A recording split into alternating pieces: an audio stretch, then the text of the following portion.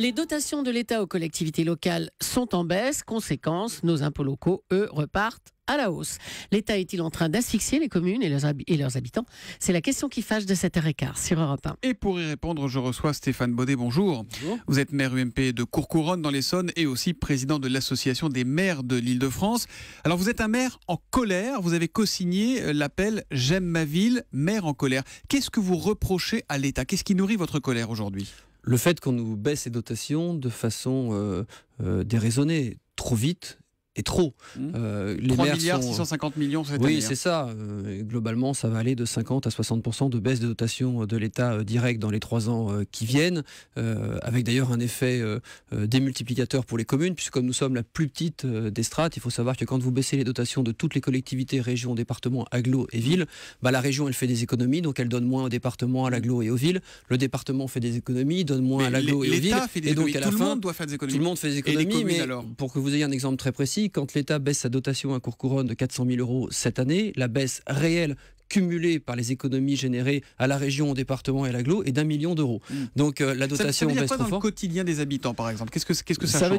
veut dire que vous êtes vous-même habitant dans vos communes. Il va falloir qu'on révise un tout petit peu nos politiques publiques avec un débat à avoir sur ce qui relève de la compétence obligatoire ou de la compétence facultative. Par exemple, je vais aller dans la provocation, mais la cantine à laquelle on tient tant et dont vous vous rendez pas compte finalement que vous payez que un quart ou un tiers du prix réel, puisque c'est la collectivité qui paye le reste, c'est pas une compétence obligatoire des communes. On pourrait décider, par exemple, à l'anglaise du jour au lendemain de dire écoutez, vous êtes gentil, mais vos enfants vont venir avec un sandwich à l'école. Je vais dans la provocation, mais si vous décidiez plutôt, Stéphane Baudet, de faire des économies, parce qu'on sait qu'un des problèmes des collectivités territoriales, c'est qu'il y a trop de fonctionnaires territoriaux. Écoutez, il y a eu des efforts faits au niveau... Sur ma commune, il y a 20% d'emplois temps plein en moins. Moi, je vais vous dire, sur ce débat-là qui a été pointé par la Cour des comptes, elle relève que dans le bloc communal, il y a une augmentation forte de recrutement depuis 2000. Je rappelle qu'en 2000, nous sommes dans la première année de l'application de la loi Chevènement, où l'État nous a demandé de créer des intercommunalités. C'est pas dans les villes qu'on a créé des postes de fonctionnaires. Ça, c'est un mensonge. On a créé des intercommunalités. On a créé des intercommunalités nouvelles à partir de 1999. Donc,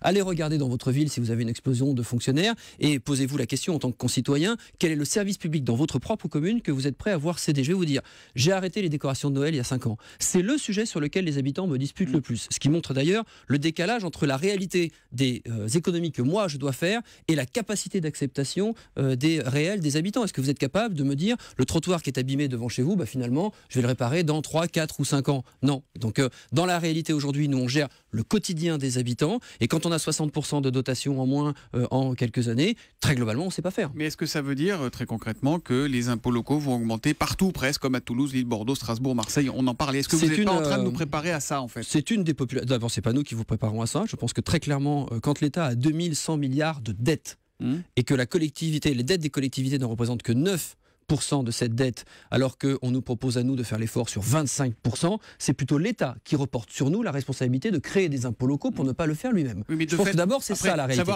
La faute à qui? Le contribuable s'en moque un peu. Ce qu'il veut savoir, c'est est-ce que ça va augmenter? Je veux répondre à votre question. Il y a la question de l'augmentation des impôts. Il y a la question de l'acceptabilité du débat que nous aurons avec les habitants sur les économies que nous pourrons faire. Je citais les décorations de Noël, mais enfin, c'est loin d'être la seule. Il y a ensuite la question des transferts de compétences vers les intercommunalités. Et là, c'est un choix et politique et aussi pour les habitants. Est-ce qu'on est prêt à avoir des services de proximité non plus gérés par nos maires, mais par des présidents d'agglomération qui, par ailleurs, à partir du 1er janvier prochain, vont être de plus en plus grandes sur des territoires qui vont faire parfois 80, 100 km. Et puis, comme c'est le cas en province, il y a une autre solution qui n'est pas très mûre en Île-de-France, mais qui existe, c'est à l'appui de la loi que l'on appelle Pélissard sur les communes nouvelles, c'est aussi commencer petit à petit un mouvement de rassemblement, de regroupement de communes pour faire ce que l'on appelle des communes nouvelles. Bref, commencer à les fusionner. 70 communes nouvelles ont été créées aujourd'hui en France. Il y en a 2 en Île-de-France. Ce sera aussi une des solutions d'avenir. Mais tout ceci doit pouvoir se faire dans le temps. Ce qui génère la colère des maires, c'est la rapidité avec laquelle ça... C'est-à-dire qu'on n'a pas le temps de se retourner. Quand on voit le nombre de villes bien gérées, vous les avez citées tout à l'heure, mais enfin, en Essonne, je pourrais citer Hyères, je pourrais citer Mency, qui sont des villes bien gérées, avec des maires plébiscités à 70 ou 80%, qui sont obligés d'augmenter leurs impôts. On a un Premier ministre qui connaît bien l'Essonne, Manuel Valls, il a été maire d'Évry pendant des années. Lui, il dit, le gouvernement gouvernement va aider l'investissement. Il l'a d'ailleurs dit la semaine dernière. Enveloppe de 423 millions pour les communes. Elles auront un remboursement anticipé de la TVA. Est-ce qu'encore une fois... On a déjà eu un remboursement anticipé de la TVA il y a 2 ans. Ça, c'est un truc qu'on nous ressort assez régulièrement. Écoutez, c'est juste une avance de trésorerie sur une somme. C'est une avance de trésorerie sur une somme qui, au lieu d'avoir en 2016, on aura en 2015. Très bien. Ça reporte juste la difficulté. Dans la démarche, on va aider l'investissement et on va demander aux communes de faire des économies sur les frais de fonctionnement. Vous l'entendez pas, ça ? Il n'y a vraiment pas d'économie à faire du tout dans vos communes ? Moi, sur ma commune, on me demande de créer 1500 logements. Je suis prêt à les faire et les 2 ZAC que je vais créer sont déficitaires d'à peu près 20 millions d'euros. 20 millions d'euros. Et une ZAC, c'est ce qui me permet, au-delà des logements, de créer tous les équipements publics dont vous avez besoin pour accompagner la nouvelle population, les crèches, les écoles, etc. Ces 20 millions d'euros de déficit aujourd'hui, on demande à la collectivité de la payer, pas à l'État. Voilà. Donc quand l'État me donnera de réels investissements pour pouvoir faire notre travail, on en reparlera. Aujourd'hui, je n'ai vu aucune somme nouvelle. Aucune. Je vous le dis, j'ai 200 000 euros de dotation nouvelle cette année à Courcouronnes au droit de la dotation de solidarité urbaine, mais je perds 1 million de dotation. Ça veut dire que la facture cette année pour ma ville, c'est moins 800 000. Ça, c'est la réalité. Est-ce qu'il n'y a pas un problème de sincérité des maires qui, pour se faire élire l'an dernier, ont dit on rase gratuit, il n'y aura pas de hausse, et qui aujourd'hui se disent que le gouvernement a bon dos? Est-ce que c'est pas ça aussi? Il n'y a pas eu un petit peu de démagogie pendant la campagne électorale, à droite comme à gauche? Non, y compris parce que vous avez eu un profond renouvellement d'ailleurs du personnel municipal, de très nombreux nouveaux élus. D'ailleurs, j'aimerais pas être à leur place. Moi, j'ai été élu maire en 2001.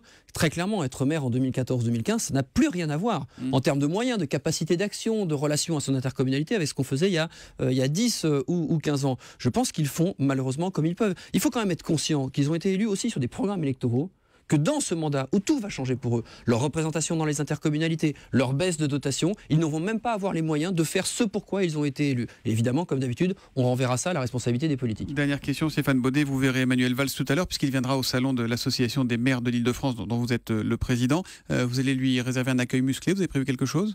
Il y a l'association des maires en colère qui fait une manifestation et qui remettra un manifeste au Premier ministre. Après, moi je suis aussi président de l'association des maires d'Île-de-France, qui est une association pluraliste, qui est là pour travailler. Moi, j'ai pas d'accueil musclé à faire au Premier ministre. On a à lui expliquer une réalité que par ailleurs il connaît, mais avec des contraintes budgétaires nationales qu'on connaît évidemment tous. Donc vous pensez qu'il pourra changer et infléchir sa politique? Honnêtement, vous y croyez? Non, je pense qu'ils allégeront la facture à l'approche de l'élection présidentielle. On connaît tous le jeu politique. Le pacte de responsabilité, c'est 2015, 2016, 2017. On verra s'ils tiennent leur position aussi facilement en 2016 et encore plus en 2017. Moi, ce que je veux dire quand même sur ce point-là, c'est que on a à la fois à râler, c'est une évidence, on a à se défendre, mais on a aussi à accepter qu'il va falloir changer. Je le dis assez tranquillement. Je n'entends aujourd'hui aucun responsable national, de gauche comme de droite, potentiellement candidat en 2017, qui évoque le sujet de la baisse des dotations. Ça veut dire que ces baisses de dotations qui avaient commencé sous le gouvernement Sarkozy et qui continueront, quelle que soit l'alternance potentielle en 2017, elles sont face à nous. Donc il faut qu'elles aillent moins vite, il faut qu'elles soient plus raisonnées, mais il faut aussi, nous les maires, qu'on apprenne à changer. Merci Stéphane Baudet, maire UMP de Courcouronnes, et président donc de l'association des maires de l'Île-de-France, d'être venu en direct sur Europe 1 ce matin. Merci, bonne journée.